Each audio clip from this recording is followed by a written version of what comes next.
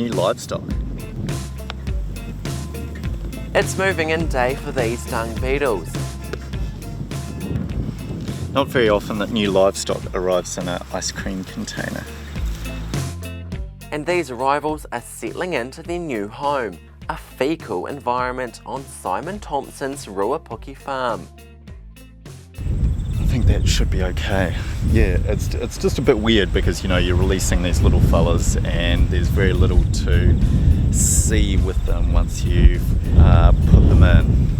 So we're going to place about 20 bugs per cow pat. They're going to have a feed, have a bit of sexy time, burrow down, make some holes, lay their larvae in there. The bugs will come back and they'll keep following the herd as they move on, and in 8 to 10 weeks these little fellas will come up out of their burrows, sniff for where the closest manure is and fly off and dive into that. These tiny critters are on a very important mission, helping to reduce effluent runoff whilst reducing methane emissions. Yum yum yum! Yeah, feed away little dudes. Along the way, they minimise the spread of parasites when the cow poo is buried into the ground.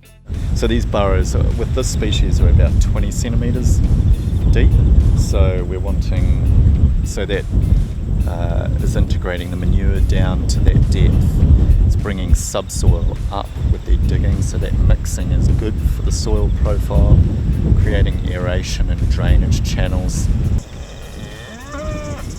Interest in dung beetles is growing, with New Zealand's only supplier having to double its beetle colonies to meet more than 50 orders each week. We've had far more orders than we have beetles. As a result of that, we're expanding our facilities to be able to cope with the demand to do catchment level or regional level, even national level releases. With nearly a decade of expertise working with dung beetles, Mr. Forgy says they could provide an answer to our environmental and water quality issues. But despite approaching government ministers for help, so far he's had no response. The Ministry for the Environment really does need to look at this as an alternative technology. I'm not saying to replace existing ones, but to add it to the toolbox if it's serious about sorting this water problem out. However, the Ministry of Primary Industries is showing some interest. It's invested $135,000 into a dung beetle test project, which started in 2015 and ends in June this year. But Mr. Forgy thinks more needs done and suggests the government needs to establish a nationwide dung beetle scheme. It's great farmers are doing it at a farmer level, but for it to actually take some sort of positive effect on water quality in a catchment, you need a catchment level or regional level release of beetles. And it's probably the only one that addresses sustainably manure control at the source of the problem, rather than once it's already in the water, what do we do with it? Some regional councils have supported the use of dung beetles, but Dairy NZ, which represents New Zealand's dairy farmers, say they're not convinced the beetles directly address issues like nitrogen leaching and greenhouse gas emissions, and that there's more effective ways to combat the environmental impact of farming. Go on, little buggies. In the interim, it's farmers like these that are continuing to invest in dung beetles. Just drop and slop that on top. Yeah.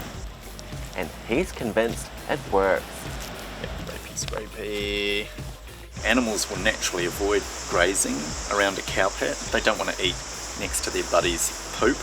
So the dung beetles come in, break up that cow pat, perforate it, it gets dried, rained on, UV light, so it gets sterilised, and by the time they come back on their next round into that paddock, the dung should be pretty much gone, rather than these cow pats sitting there for weeks and months. So effectively your farm is larger. Hunter Calder, Local Focus.